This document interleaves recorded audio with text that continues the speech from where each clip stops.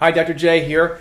Last week we talked about the importance of faith in your life in regards to faith in something bigger than yourselves, faith in a greater power working their hand in your day, in your week, in your year, in your life, and hopefully in order to help others.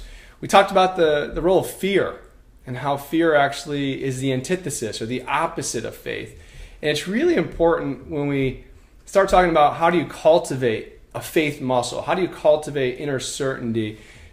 For me personally, I've used others as examples, people that were faced against immense challenges. I mean, we think about it, many of the amenities that we have in our home and our life were made or invented by people who faced immense odds, that were criticized or said they could never do these things, whether it be our cars that we drive and the ridicule and the negativity that Henry Ford faced upon trying to develop the car, or Edison and his thousands and thousands of times of trying to invent a light bulb, and he was told just to give it up, but he didn't. He persevered. He had faith inside himself, and he had a belief inside himself that he could achieve these things. And it's truly our challenges. It's truly the times that we're kicked down, the times that when life really beats us down, you have an option. And that option is to succumb to that event, to succumb to that challenge, to allow that fear to overwhelm you, or you have an opportunity to allow that to strengthen you, allow that pressure to compress you enough where you become forged in greatness and you become forged in inner strength. And it doesn't have to be things that maybe revolutionize the world, like developing an iPhone or developing a plane or a car. But it's small on some level, but it's significant to you. And here's what I mean by that is, personally speaking, some of you out there who know me personally, or friends or family, know that I lost my father in 2001 to cancer. But in March of 2000, of the year prior to, getting the diagnosis that my dad had cancer, I was halfway across the country. Most of my family was back in the New York area, and I was in St. Louis, Missouri area. And I was recently transplanted there, so I didn't have anyone. And I get this devastating news that I knew that was going to, on some level, change my life. And, I had a choice at that moment.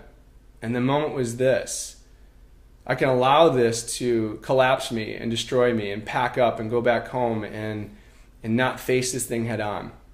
Or I could decide that this was being placed in front of me for a reason, to have faith beyond something that I could see or something that I could comprehend, that in some way, shape, or form, this was here to bless me, to bless my family, and to bless others. And personally, that's the route that I chose to take. And I'll tell you this: it wasn't an easy route, but it's one that I'm so glad that I did take, because that event has taught me so much in my life that it's been able to literally spread into almost every single area of my life since that time. There's not one thing that I do or that I could say I quote unquote accomplished that isn't a direct or an indirect result of some of the things I went through during that time frame. So I want to share with you my belief on what it's going to take to really develop inner strength, inner certainty, and build what I call faith muscle. The first thing is stillness. You got to get quiet. I alluded to this in our last video. You got to get away from the noise of life. When my dad was diagnosed with cancer, immediately my roommate gave me a hug because he saw I was distraught after I got off the phone with my mom.